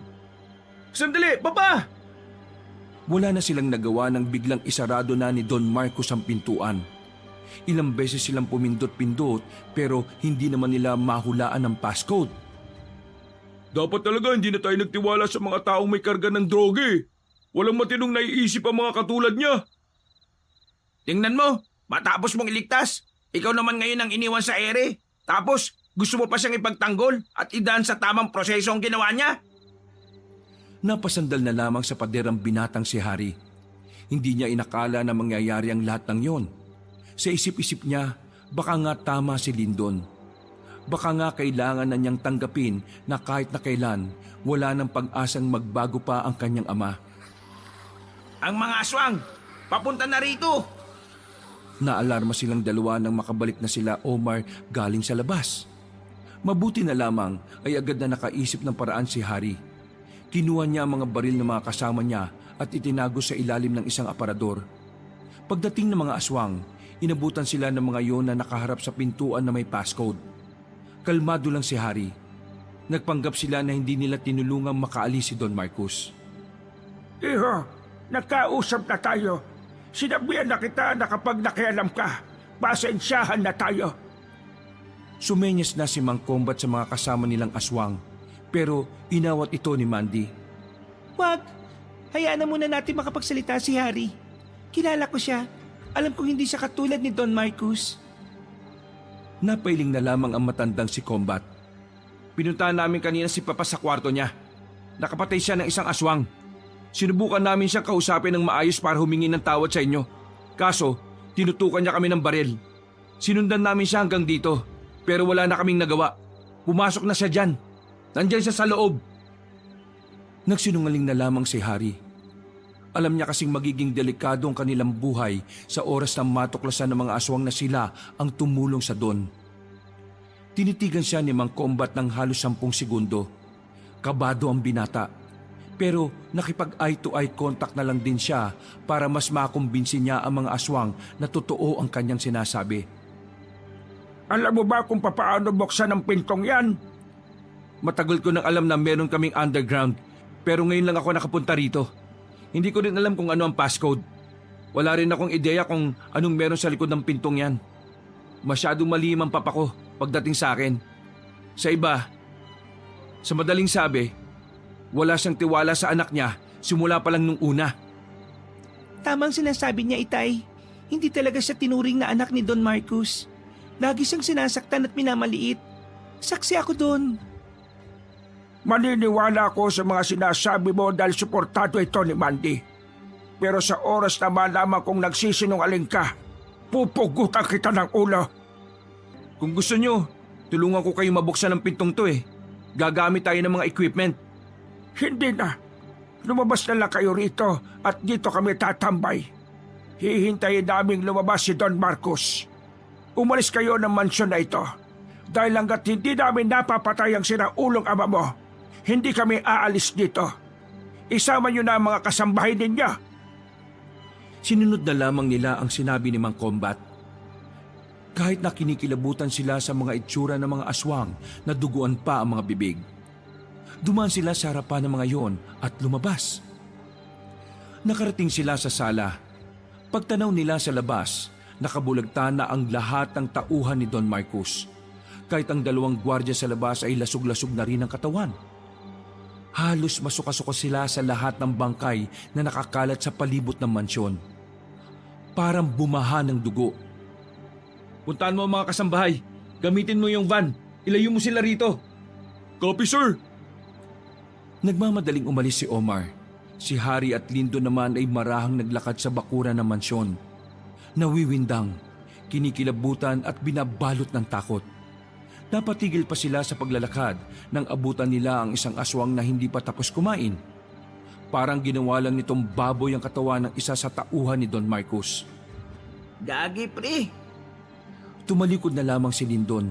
Hindi nito kayang panoorin ang ginagawa ng aswang. Tumigil ang aswang sa paglapa sa katawan. Parang nagbabalak pa itong atakin sila pero nagsalita si Harry. Hindi kami kalaban. At alam ni Mang Combat yun. Kaya wag mo kaming atakihin. Umiling ang aswang at bumalik na ulit sa paglapa ng katawan. Nilagpasan na lang din ni Hari at ni Lindon yon. Samantala, nang makaalis na ang mga kasambahay, umalis na lang din sila. Iniwan nila ang mansyon na maraming nagkalat na mga bangkay. Nang makalayo na sila roon, nakahinga na rin sila ng maluwag. Kahit kailan, hindi naisip ni Hari na makakaharap niya ang mga aswang. Pagkatapos maihatid ni Omar ang mga kasambahay sa labas, muli itong bumalik. Sir, saan tayo pupunta ngayon? Natatandaan mo pa ba kung saan mo sinundo si Mang Darius, yung matandang albularyo? Opo, natatandaan ko pa naman sir. Ang kaso, isim pa kaya yun sa mga ganitong oras? Wala naman tayong ibang mapupuntahan eh. Magbabakasakali lang naman tayo.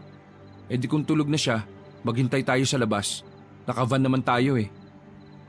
Tahimik lang sila habang nasa biyahe. Nakatulala na lamang si Hari sa labas. Hindi nagtagal, nakarating na rin sila sa lugar na matandang si Darius.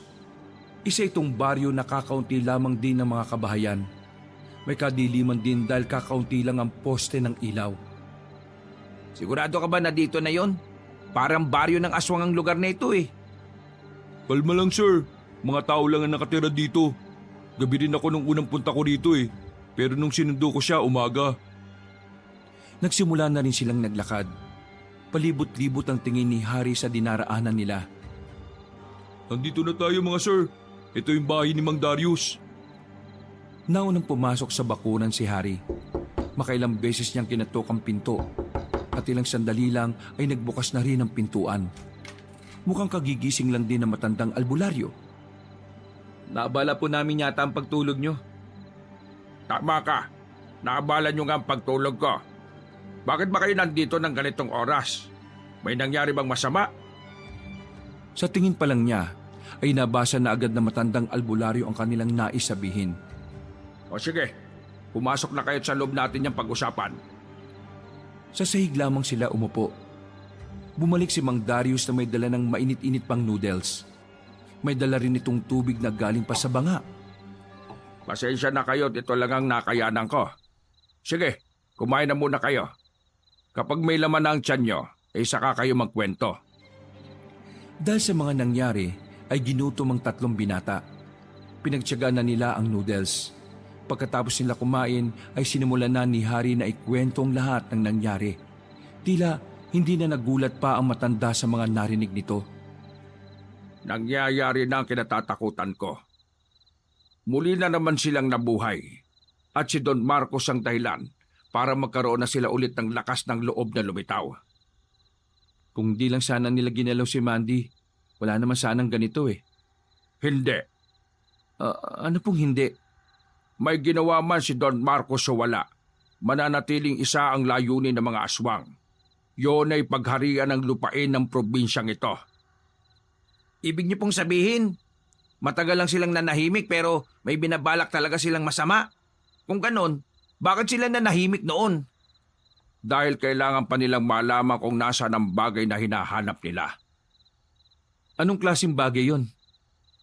Ang maliit na kabibi na parang plauta. Yan ba yung ginagamit ng mga sirena para mangangkin ang bibig na mahing lalaki? Hindi. Pero parang ganon din ang itsura. Ang kabibi na ito ay may sumpa. Pinaniniwalaan na pagmamay-ari yon ng isang mayamang angkan ng mga aswang noong 1896. Nasa na ba kasi yung kabibi na yon? Noong taong 1999, nabalitaan namin mga albularyo na ninako yon sa isang museo sa Mindanao.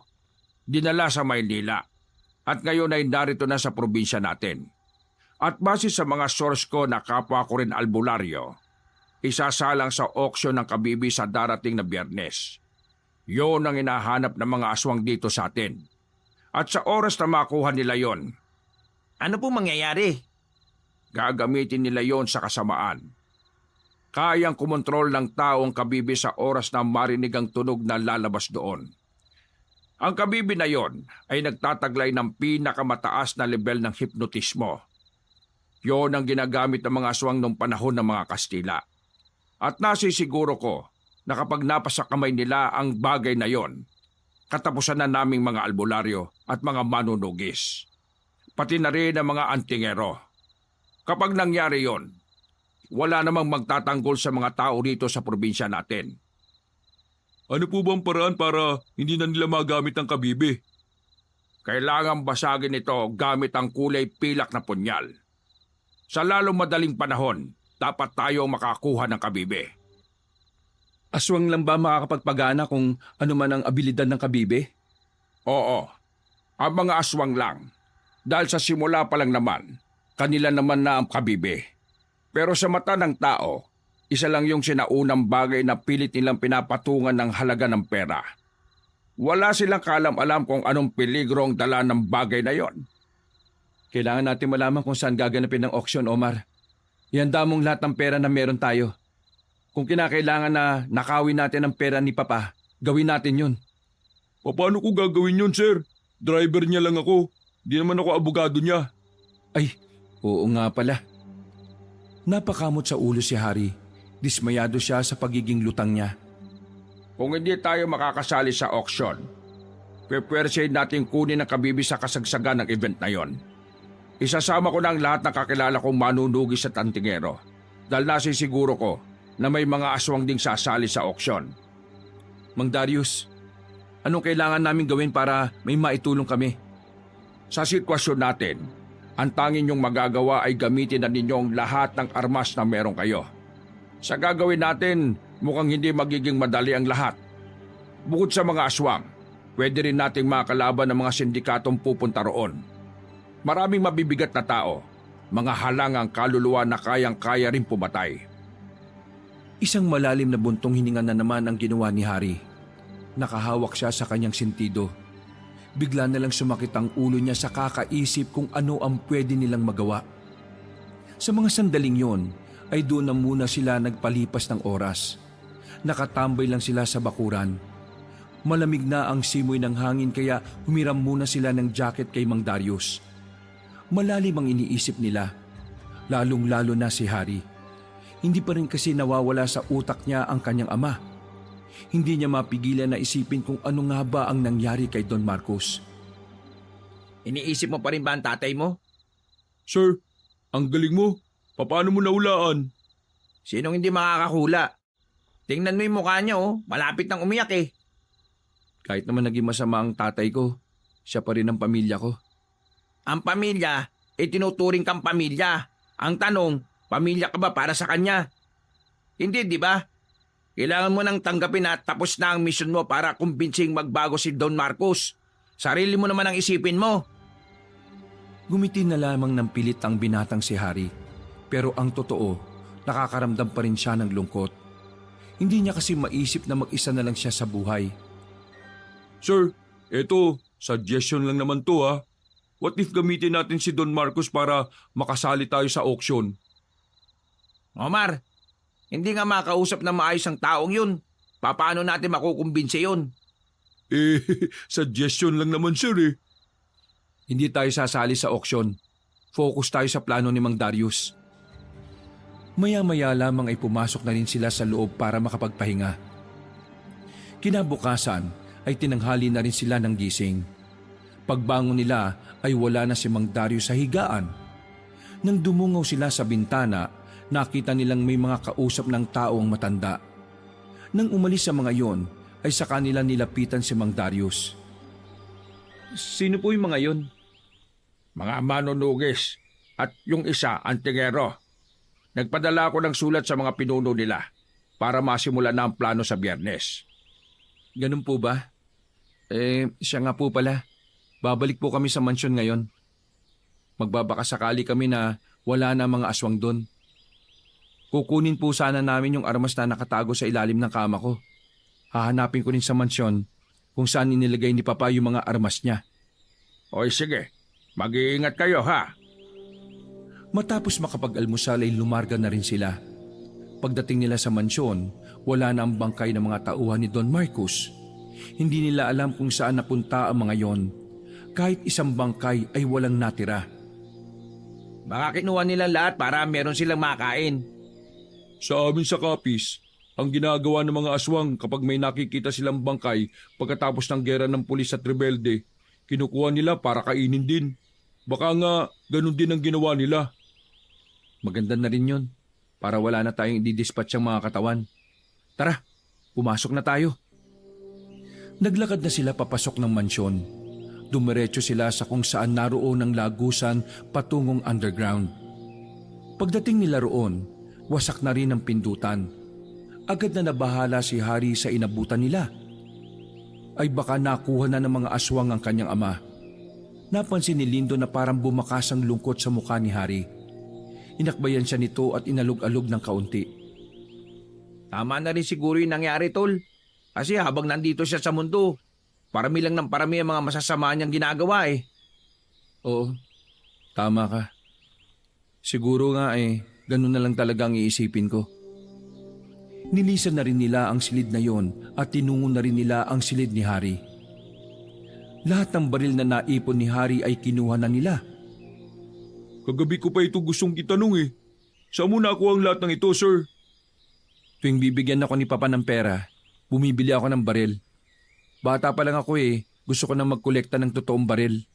Ngayon, hindi ko inakala na gagamitin ko rin pala ang mga ito. Siya nga pala, libutin natin ang buong mansyon. Hanapin natin ang iba pang mga armas na tinatago ni Papa. Alam ko na meron din siyang mga baril Magagamit natin ang lahat ng yun sa Biyernes. Ngumiti ng pilit si Harry. Nilapitan niya ang dalawang binata at muling nagsalita. Binibigyan ko kayo ng chance na umatras dito dahil hindi nyo naman talaga to obligasyon Baliw ka ba? Tingin mo iiwan kita rito? Isa pa, probinsya na natin ang pinag-uusapan. Hindi na ito tungkol sa tatay mo. Kung tungkol pa rin to sa tatay mo hindi talaga ako sasama. Ako rin, sir. Sasama ako. Loyal ako sa inyo, mga sir. Maraming salamat mga tol Pero sana makaligtas tayo sa haharapin natin. Gusto ko makasama pa rin kayong dalawa pagkatapos nun. Kayo na lang ang meron ako. Matapos ang usapan na yon, ay hinalugog na rin nila ang buong mansyon. Inabutin sila ng ilang oras sa kakahanap ng mga armas ni Don Marcos. Dakong 11:00 na nang matagpuan naman nila ang isang sekretong pinto sa opisina ng ama ni Harry. Nasa ilalim ito ng carpet. Nang pumasok sila roon, ay doon na nila nakita ang iba't ibang uri ng baril. Marami din pera ang naroroon. Nalula sila dahil limpak-limpak na salapi yun. Bukod pa roon, may mga kahon-kahon ding nakatambak. Nang buksan ni Harry ang kahon, dito na nga niya nakumpirma na ang mga laman pala ng kahon na dinideliver nila ay mga droga. Sinasabi ko na nga ba Sir, ang daming pera nito. Mukhang pwede na natin itong gamitin sa auction. Kailangan natin malalaking bag. Ngayon din. Bilisan natin bago pa may ibang makaalam na nandito tayo. Sako ang kinuha nila dahil wala silang makitang bag. Inilagay nila ang mga pera sa sako at saka isa-isang ipinasok sa van. Nagmamadali sila dahil sa oras na may makakita sa kanila, mapagkakamalan pa silang magnanakaw. Nang maisakay na nila ang mga armas at pera sa van, hindi na sila nagsayang pa ng oras. Umalis na rin sila doon at sinimulan na rin bumiyahe pabalik kay Mang Darius. Tama ba na pakialaman natin tong pera? Kahit na alam naman natin galing to sa kasamaan? Wala naman tayong choice Ito lang ang magliligtas sa probinsya natin kontra sa mga aswang na yon. Isa pa, masasamang tao rin naman ang nasa auction Kaya itong pera na to, kanila na. Ang malaga sa atin ngayon ay makuha ang kabibe. Yun lang ang dapat mapunta sa atin. Pwede bang kumuha dito kahit isang bundle? Hindi pa kasi ako nasasahuran ni Don Marcos ng 4 na buwan 4 na buwan kang walang sahod? Oo, sir Mula na mag-adik ang papa mo, nakalimutan na yatang hindi libre ang serbisyo ko. Pambihira. O sige na, kumuha ka na dyan. Basta kaya ng konsensya mo na ibigay yan sa pamilya mo kahit galing sa masama yan. Wala naman akong pamilya, sir Mag-isa na lang ako. Saan mo gagamitin ang pera? Ibibili ko na lang ng gusto kong bilhin. Para bago man lang ako mamatay maranasan kong magkaroon ng mga matagal ko ng pinapangarap. Hindi ka mamamatay, no? Mabubuhay tayong lahat. Ano naman ang plano mong bilhin? Gusto kong makabili ng bahay at sasakyan. Napangiti na lang si Omar. Ganon din naman si Harry at Lindon. Pero nawala ang ngiti nila nang may pahabol pang sinabi si Omar. At maraming babae na magaganda at sexy. Ilang sandali lang ay nakabalik na rin sila sa kinaroroonan ni Mang Darius. Inabutan nilang maraming tao sa bakuran nito. Naroon na rin kasi ang iba pang leader ng mga antingero at manunugis. Pero tumigil ang mga yon na makitang pumarada na sila sa harapan. Lumapit agad sa kanila si Mang Darius. Mabuti naman at nakabalik kayo. Mang Darius, may dala kaming malaking halaga ng pera. Sasali kami sa auction. Delikado, sigurado ka ba? Opo, buo na po ang loob ko. Kung yun lang ang paraan para mailigtas natin tong probinsya na to, gagawin ko, Mang Darius. Sa totoo lang, hindi ko rin alam kung bakit ginagawa ko ito eh. Kung tutuusin, wala na itong kinalaman sa tatay ko. Pero palagay ko, kailangan ko talaga itong gawin. Palagay ko, ito lang ang paraan para makumpleto ko ang sarili ko. Kaya sana, suportahan niyo ako sa desisyon ko. Isusugal ko ang buhay ko para sa laban na to. Bumuntong hininga na lang mga matanda. Mabilis na nagdaan ng mga araw, dumating na rin ang araw ng Biyernes. Pagsapit pa lang ng alas 5 ng hapon, inihanda na rin nila ang kanilang mga kailangan. Pera, armas at mga tao. Lahat ng ito ay kargada na. Handang-handa na rin ang mga manunugis at antingero na makakasama nila sa misyon na ito. At habang nasa bakuran pa sila ni Mang Darius, nagsagwa na muli sila ng dasal. Gagabayan tayo ng poong may kapal. Kailangan lang natin magtiwala sa mga sarili natin. Matapos ang kanilang pagdarasal, ay sumakay na rin sila sa kanya-kanya nilang sasakyan. Magkakasamang 3 sa iisang van.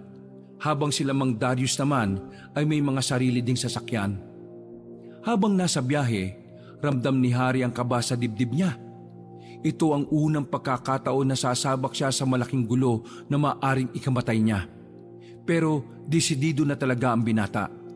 Hindi na siya aatras dahil ito naman talaga ang sinasabi ng kanyang puso. Sa kabilang banda, naalala na naman niya ang kanyang ama. May kaunting lungkot pa rin siyang nararamdaman.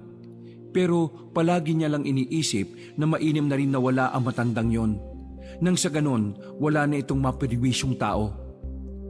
Kalahating oras lang ang lumipas ay nakarating na rin sila sa kinaroroonan ng venue. Isa itong malawak na warehouse na luma na. Nakatirik ang warehouse sa isang malawak na kapatagan at wala man lang katabing mga gusali. Tangi mga damo lang ang meron doon at ilang mga bulok na sasakyan na nakatambak. Sa labas pa lang, natatanaw na nila ang mga lalaking nakasuot ng tuksido. Unang tingin pa lang, alam na kagad nila mga bodyguard yun ng mga malalaking tao. Pinarada na muna nila ang sasakyan sa gilid. Isinuot na rin nila ang kanilang pang-disguise para hindi sila mamukaan sakaling may kakilala rin sila roon. Kikilos lang tayo na parang isang bigating tao ha. Wala kayong kakausapin na iba dahil magpapanggap kayong bodyguard ko. Yes, boss! Sir, paano kapag ikaw ang nahalata? Hindi yan. Pakitaan ko lang ng pera yung mga nagbabantay, mananahimik na yan eh. Nang masigurong nakahanda na ang lahat para sa kanila, lumabas na rin sila ng van. Maangas ang lakad nila. Nakasuot pa sila ng kulay puting pampormal. Habang si Omar at Lindo naman ay naka-shades. Malapit na tayo. Kalma lang kayo ha. Nang makalapit na sila sa entrance, tiningnan sila ng 2 nagbabantay. Matalimang tingin sa kanila noon, pero hindi sila nagpatinag. Lumapit sila at binuksan lang sandali ni Lindo at Omar ang dala nilang malalaking bag. Pinapasok na sila kaagad. Maganda ang pagkakaayos sa loob. May entablado, itim na tela pa ang ginamit sa mga lamesa at may mga wine glass pa. Meron din mga waiter na hindi mapakali kakaalok ng alak. Pumesto silang 3 sa bandang dulo, kaliwang banda. Maya-maya lang, nagsimula na rin ang pataasan ng presyo nang ilabas na rin ng kabibe na nakalagay sa kwadradong salamin. Boss, papalag ba agad tayo? Hindi. Titingnan na muna natin kung hanggang saan ang pinakamataas na bid. Yun ang mas tataasan natin. Sakaling makuha natin ang kabibe, ihandaan niyo mga baril nyo. Hindi natin maiuwi ang kabibe ng madali. Sigurado akong narito rin sila mang-combat. Tumango lang ang 2 niyang kasama. Ilang sandali pa ay umabot na rin sa 50 million ng bid para lang sa isang kabibe na halos kasing laki lang ng tsinelas ng bata. Nagpatuloy ang bidding. Hindi na nga nila namalaya na umabot na ito ng 150 milyon. Sa puntong ito, tila wala nang nais na taasan pa ang offer na yon. Tuwang-tuwa na sana matandang babae na nanalo sa pataasan pero biglang sumigaw si Harry. 300 million pesos! Napatingin sa kanya ang lahat ng naroon. Ang iba pa nga ay hindi makapaniwala sa sinabi niya. Pero wala nang pakialam si Harry. Basta ang mahalaga sa kanya ay tinodo na niya ang lahat ng dala nila. Napuno ng bulong-bulungan ang buong venue. Galit na galit sa kanya ang matandang babae. Kulang na lang ay murahin siya nito. Pero wala itong nagawa dahil doble ang halaga na binigay ni Harry. Lumapit sa kanya ang host ng event at ibibigay na sana ang kabibe nang bigla namang may sumigaw pang isa. Hindi napansin ni Harry na nasa harapan lang pala nila ang taong yun. Madilim kasi sa venue. 400 million pesos! Mas lalong nabaliw ang mga tao sa loob. Gulong-gulo na rin ang iba kung bakit umabot na sa ganong kalaking halaga ang bidding. Humarap si Don Marcos kay Harry. Sabog pa rin ito pero nakilala siya ng ama. Tingin mo sa akin, patay na? Masamang damo ko, Harry. Isa pa, hindi ako tanga para mapatay ng walang kwentang aswang na yon. Bakit ka nandito? Anong kailangan mo sa kabibe? Bukod sa ginalaw ko si Mandy, alam mo ba ang isa pang dahilan kung bakit nila ako gustong patayin? Gusto nilang makuha ang pera ko para makasali rito. Kaso, nabuhay ako. Ang talino ko talaga. Akalain mo yon. Itong kabibi na pinagtatalunan dito, ito rin pala ang kailangan ng mga lintik na aswang. Alam mo ba kung bakit gusto kong makuha ang kabibi? Kasi may nakausap na ako sa Amerika. Bibilhin niya to ng 3 bilyon sa akin. Narinig ng lahat ng taong naroon ang sinabi ni Don Marcos. Mas lalong lumakas ang bulungan nila at binalot na ng kanya-kanyang opinyon ang sinabi ng Don. Mga ilang sandali lang binigay na rin ng host ang kabibe. Iniabot naman ng mga tauhan ni Don Marcos ang 4 na bag sa host. Kahit kailan talaga, wala ka ng ibang inisip kundi ang pera. Hari naman, hinayaan na nga kitang galawin ang pera ko. Huhusgahan mo na naman ako. Kung barilin kita ngayon. Dumukot ang baril si Don Marcos. Agad din namang dumukot ang baril si Lindon at Omar. Tinutukan naman sila ng mga bata ng Don. Sana, napatay ka na lang ng mga aswang kung hindi ka rin naman magbabago. Lulong ka na, Papa. Wala ka ng puwang sa mundong ito.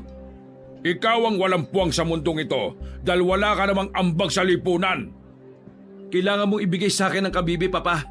Diyan nakasalalay ang buhay ng maraming tao sa probinsyang ito. Ikaw yata ang sabog eh. Anong dito nakasalalay?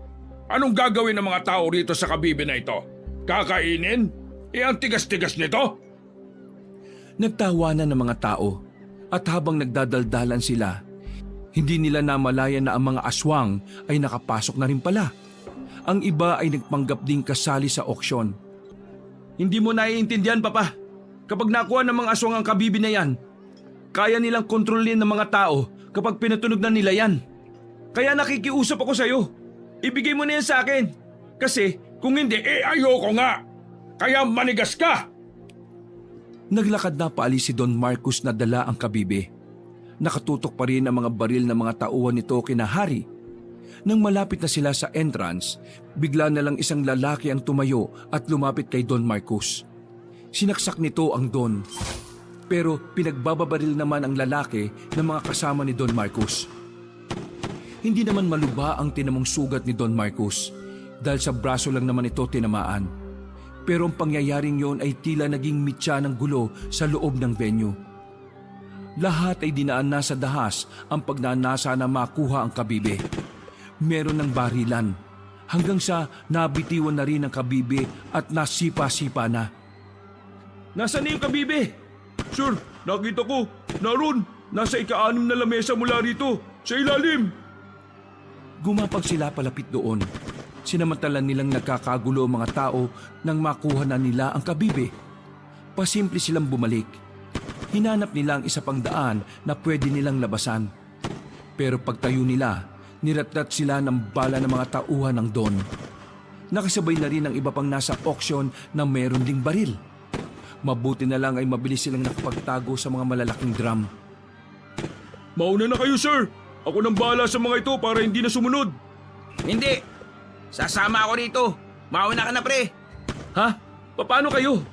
Kailangan mo makarating kina Mang Darius. Nasa damuhan sila. Naroon, puntahan mo na. Paalis na sana si Hari nang makita na nilang pumasok na ang mga aswang sa venue. Pinaglalala ng mga yon ng mga tao. Mababangis sa mga aswang. Kaya sa isang iglap lang, halos lahat ay napas lang kaagad. Kailangan na pala nating umalis. Nandito na sila. Mabilis nilang nilisan ang lugar na yon. Paglabas nila ng warehouse ay hindi nila inakalang may mga armadong lalaki pa palang naghihintay roon. Wala silang nagawa kundi ang dumapa at pumalag. Lintik naman buhay na to. Nasaan na ba yung mga binigyan natin ng baril? Walang resback? Wala naman tayong napag-usapan na kailangan nilang bumakap sa atin eh. Ang napag-usapan, kapag nakarating tayo sa kanila tayo i-assist. Wala ba silang common sense na nagkakagulo na rito? Mga sir, wala na tayong oras para magtalo. Papalapit na sila.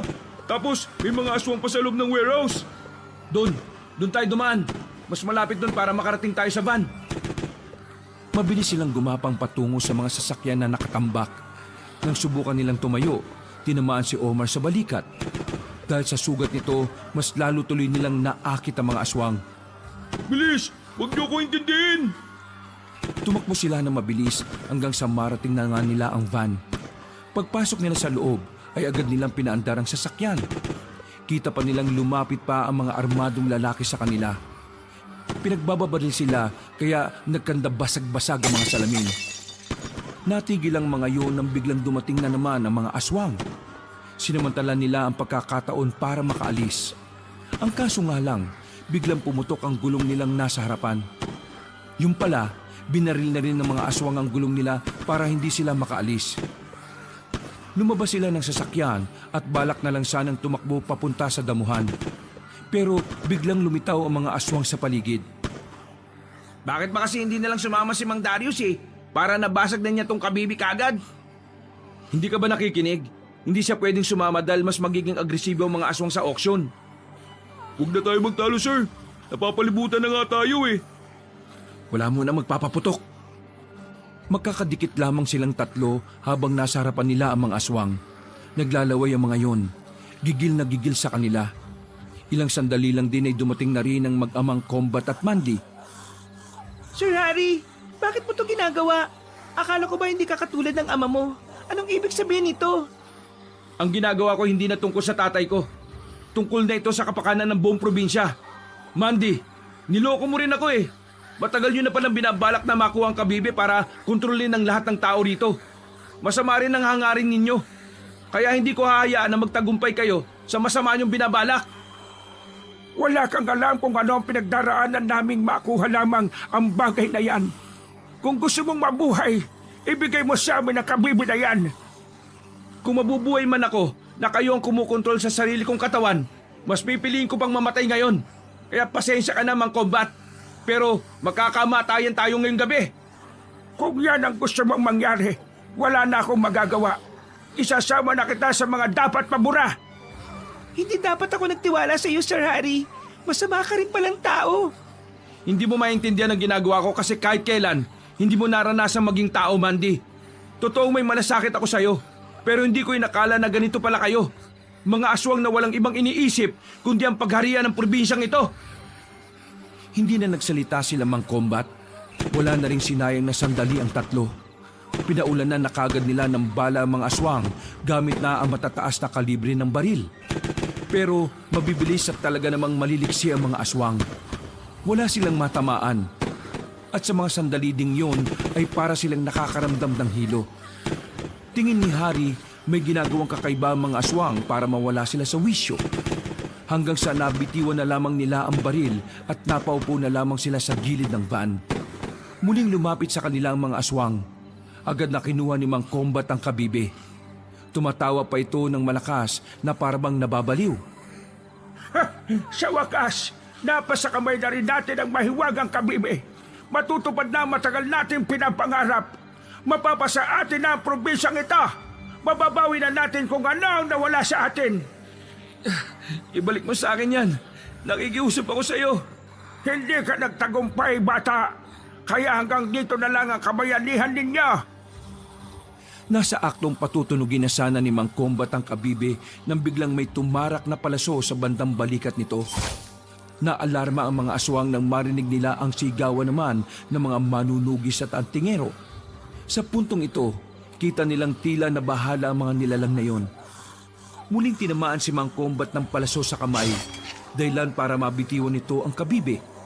Dumating naman si Mang Darius at kinuha nito ang kabibe. Noong mga sandaling yon, ay nagsitaguan ang mga aswang sa mga puno. Lumapit sa kanila si Mang Darius at pinisil nito ng malakas ang kamay nila. Dahil dito ay unti-unting nawala ang kanilang pagkahilo. Buti na lang dumating ka. Nasaan ang punyal? Basagin mo na ang kabibe. Hindi yung ganong kadali. Kailangan ko pang magsagawa ng ritual para maging epektibo ang punyal. Pambihira naman oh. Bakit hindi mo pa ginawa yung ritual kanina? Kailangang hawak ko ng kabibe dahil saglit lang gagana ang ritual. Segundo lang. Hali kayo, sundan niyo ako. Nasa bandang gubat ang inihanda kong pagriritualan. Habang nagkakagulo roon, ay sinamantala nila ang pagkakataon para makasimple ng alis. Nakarating sila sa kagubatan. Inabutan nila ang mga kandilang nakapabilog. Katakatakang hindi namamatay ang apoy ng mga yon kahit na medyo malakas ang hangin. Sa gitna naman ng mga kandila, umupo si Mang Darius. Hawak nito ang punyal at ang kabibe. Binuksan ng matanda ang librong kulay berde at may kung ano-ano itong binasa roon. Matagal pa ba yan? Nararamdaman ko nang nandito na sila oh. Huwag mong kausapin si Mang Darius. Mawawala siya sa focus. Mga ilang sandali lamang, naramdaman na rin nila na may mga aswang nang nakasunod sa kanila. Naririnig na nila ang mga angil. At kalaunan nga, lumabas na rin mula sa dilim ang mag-amang Mandy at Kombat. Masyado niyo akong pinahihirapan. Inuubos niyo na ang pasensya ko. Mga aswang, lusumin at patayin ang mga yan. Kailangan nating makuha ang kabibe. Hindi nagpatinag ang tatlong lalaki.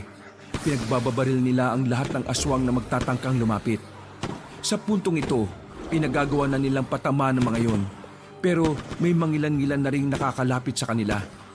Muntikan na ring maabot ng isang aswang si Mang Darius, pero buti na lang ay asintado si Omar.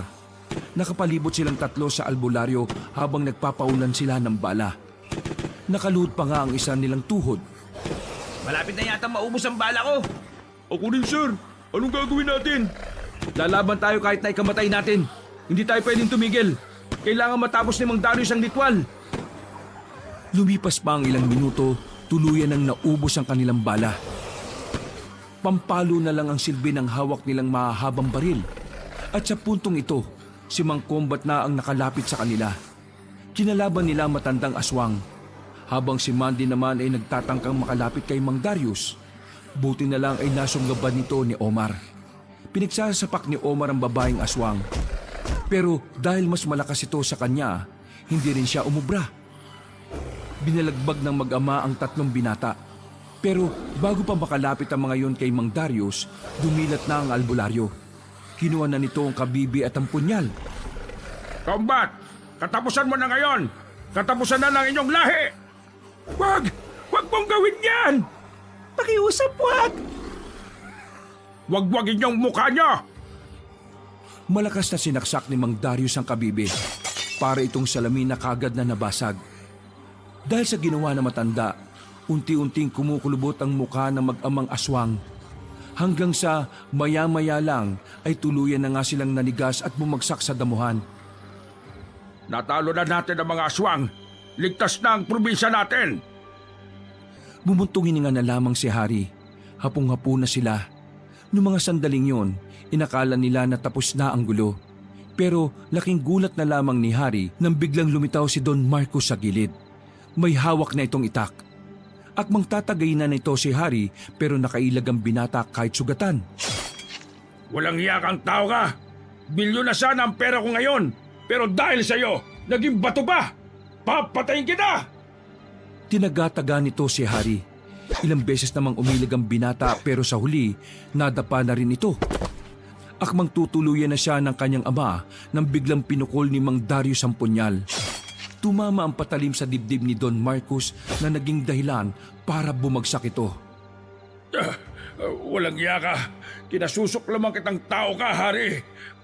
Hanggang sa uling hininga mo, hindi mo lang kita nakitaan ng potensyal na magbago.